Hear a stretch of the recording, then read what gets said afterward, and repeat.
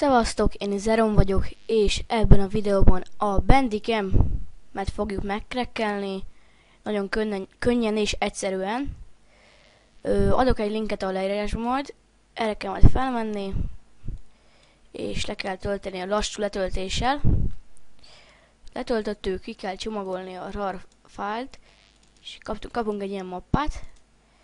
El kell indítani a Bandicam Setup Exit, vagy mi ez? Next, I agree, next.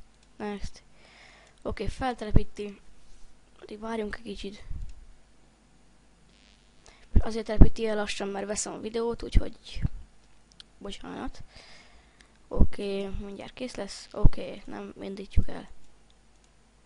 Most be kell menni ahol telepítettük a Bandicam-et. Oké. Itt a mappában van ilyen, hogy ezt Ctrl-C-zzük, és Ctrl-V-zzük. Oké. Felcseréljük. És a másikat is. Ctrl-C, Ctrl-V. Igen. Oké, a krekkelés meg is történt. A Bandicam már eredeti, igaz nem eredeti, nem vettük meg, csak már nem regisztrálatlan. Látjátok? Nem regisztrálatlan.